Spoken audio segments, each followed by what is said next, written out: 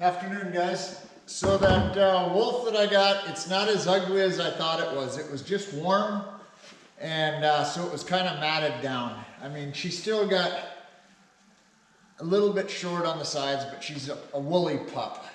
But she's not as bad. Once I wash her, she'll be all right. So I'm sorry I called her so ugly, but I've been moving snow for 2 days. And just trying to get caught up on that, and then we're supposed to get dumped on again, so we'll see here. I told you guys before, when I'm fleshing these, I like to have them a little bit cold. It keeps that grease in a more solid state. So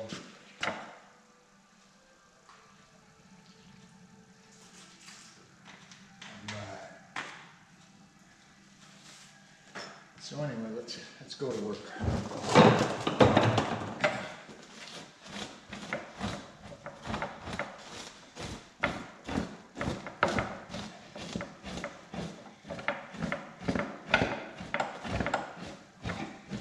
Appreciate the comments, guys, on the YouTube channel here and supporting my rants about being a trapping organization member. I mean, it's our younger generation just doesn't appreciate it because they're giving participation awards for everything now. You don't have to try, and so on. You can find anything you want right now on YouTube for free. So people aren't wanting to spend money to do things. They're not wanting to go to a class. You know, when I was a kid, the trapping seminars that were given, they cost a lot of money. Tom Miranda put on probably one of the best ones, and I couldn't afford to go to it. I was just lucky enough to have an uncle that was a really good trapper, and then had a couple guys in my hometown that were trappers also. So I was kind of blessed to have that, but that to go to Tom Miranda's, I remember my buddy Jake went to that, and he said what he learned there tripled his catch that next year, and he said it was just amazing. But now everything that you get is for free, so why pay for something? And I'm not doing this to make money. I'm doing it because I enjoy doing it and enjoy sharing, but it really pisses you off when guys want to whine and bitch about pushing to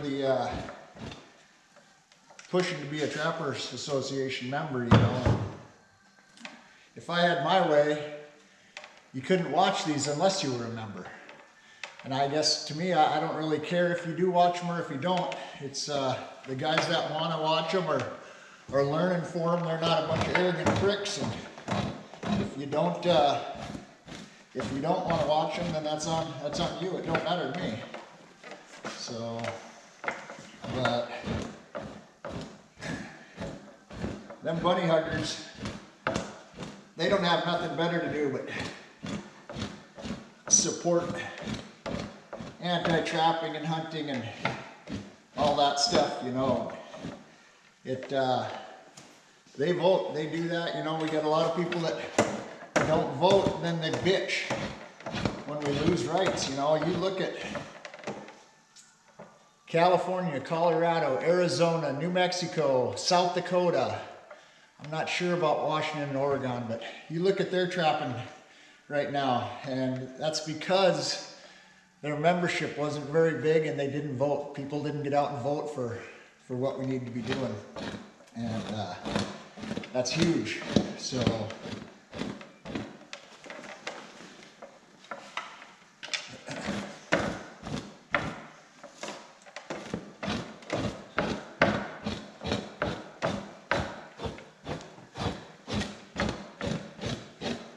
you can see how that when it's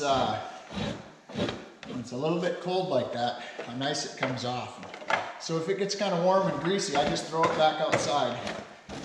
Doesn't work really good today because it's 25 degrees out.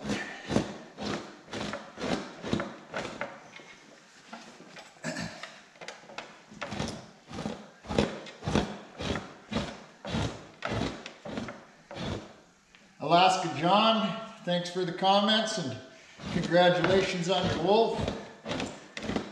That's pretty cool. 97 pounders, a good wolf wherever you're at, it doesn't matter. That's a good adult wolf there. So, I'm gonna have to trade a skull with one of you guys from down south there because your wolf is definitely a different species than ours. When you look at the head on one of your guys' wolf compared to mine or ours up here, your heads are longer and they're more of a tapered forehead. They're not square like ours are. I'm not really sure. I just noticed that on a lot of the pictures that I see. A lot of people wouldn't notice that, but as an artist and a photographer, I notice things like that.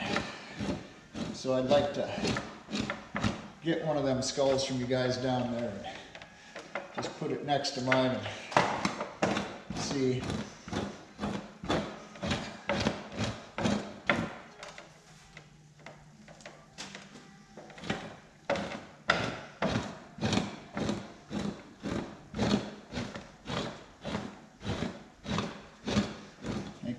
Take Stacy out this weekend and we're going to go out. Gotta do some freighting, but I think I'm going to start pulling that gear. Just a little bit nervous this year on what's going to happen with our weather. So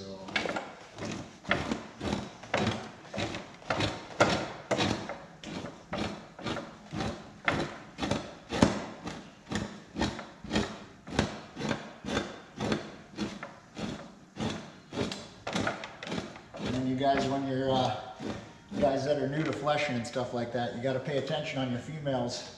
That nipple, you catch that nipple, you can put a pretty big hole in it. So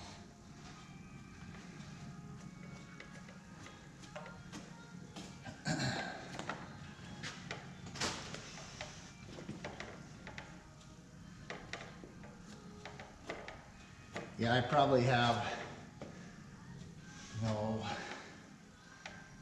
I'm gonna guess somewhere around 60 traps out right now, wolf traps, and then I probably got probably 40 snares out. Some of the snares will be working, I hope. They looked half-assed good when I came out, but I don't think many of my traps are working because we had that warm snap and then it cooled off again, so that puts a pretty good crust over it. And I actually had several traps this last week that were tripped by moose and I didn't know it. They walked over them and it was froze on top of it and they pushed it down and tripped it so it never left its bed. So you guys will see that quite a bit with that warming and cooling weather now that you're trapping in snow and stuff. And that a lot of times that's not really a miss or an education to the wolf. That is it popped, or a lot of times they'll step on that and the pan will depress, but it's frozen on top. And then as that snow starts to melt, when it warms up, then it'll pop in its bed. And sometimes you can get away with that and without educating them, but you really got to pay attention to that. You guys are new to this, and you've got wolves that haven't been trapped. So they're not very educated. So you guys are going to find you're going to do really well for a while, and then once these wolves get onto your shenanigans, then it's going to get difficult all of a sudden. You're going to go, what the heck? So I've been trapping the same area. I started in 1997 and then took a few years off, and then I've been back out there for, I don't know, a dozen years. So, and yeah, so they really do get on to you. So, and I'm kind of a one-trick pony. I'm those P-posts is what works for me, and you know, I'd love to run a blind trail set and a P-post, but I just can't do that with those moose and caribou. So I used to, when my moose and caribou numbers were lower, and it was really cool because you'd do doubles, you know, a lot of times you'd catch one in that trail set, and then the pack kind of hangs around and talking about what happened to him, how's he's caught in that trap, and then they like to watch him. So Jim Masick taught me that if you have a set and you catch one, you want to have another one down the trail on the bend, because they like to come from a safe distance and watch. So if you have one down there on the bend, either side, either direction on the trail, they'll go down there, and then you can catch doubles like that. So, but I was pretty lucky. When I caught my first wolf, I caught her in a snare. She chewed out, ran with the pack, and then the pack killed her. And they just happened to kill her over by a moose kill that I had already set up, and that I ended up catching 5 more wolves in it in traps. So I caught the first one in a snare, she chewed out, and then they killed her. And then,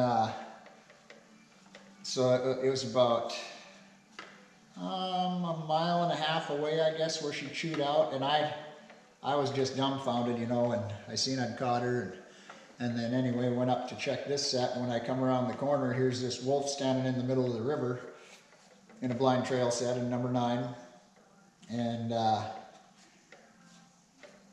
so I was like, oh, cool. So I dispatched her, and I'm kind of looking at tracks, and I'm kind of a little bit overwhelmed with what's going on. There's so many tracks, and I look over, and here's a wolf laying along the riverbank, and it was that one that was in the snare that chewed out, and they had killed her and mauled the heck out of her, but you could see where she'd backed underneath a root on the cut bank there, and kind of backed into a little hole there, and they dug her out of there, but they did battle for quite a while. But anyway, I'm standing there, I took a couple pictures, dispatched her, and I hear a chain rattling, and I go around the corner, and there's a pup. I missed on a couple sets, but there's a pup standing there in a trap, and it's all tangled up. And so I was like, holy cow. Then I heard something, and I stepped out on the trail and looked down the creek a little bit. I could see 2 more wolves in traps, and all total I had 5 in traps right there. And I had 13 number 9s at that time, all set right there. So Jim Masick told me, and it was one of the smarter things that I've ever heard since I've been trapping, most informative. I don't listen to it as much as I should, but Jim said, if you don't have a lot of wolf gear, put all your wolf gear on your good sign. Don't carry it around in your sled like I do. I carry a dozen number 9s around in that sled, just looking for the perfect spot. And Jim said, don't do that. He says, if you got good wolf sign, put all your gear right there. And if you find better side, a better spot tomorrow, go move it. But don't carry it around looking for the perfect spot, because it's not going to catch anything guaranteed in your sled. So, and that one time it really worked when I did that, you know. But yeah, so I had 13 number 9s. Every single one of them had a wolf print on it, but the other ones were froze in. And then I caught and lost one. I had it iced in. He hit the trap and went 90 degrees from where it was, and I had the trap iced in the trail, so I had about 10 feet over here where I snagged him. Well, he ran 20 feet, so he ran the other direction, and when he hit the end of that chain, it popped out. So, and I lost him. So, but anyway, I howled, and the pack howled back, and I could see 9 more up on the ridge, and I never did get another shoot. And the next day I tried to call and shoot, and it didn't work out. But it's kind of funny. So I've been doing it for quite a while, and when I go down the river, I can still remember where every wolf catch was. So the lynx and most of my wolverine catches I'll remember too, but the wolves, when I'm going every single place, I remember when we go through there. Pretty neat. So.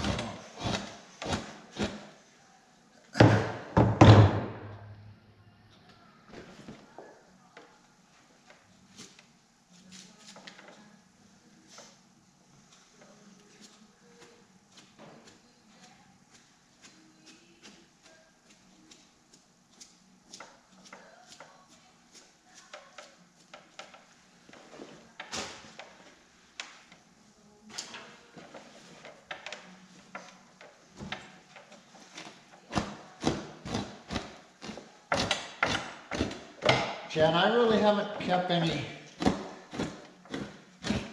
hides. When I moved up here, I kept my first lynx that I caught, and my first otter, and I had Ada Wilson make me a hat out of my first otter, and my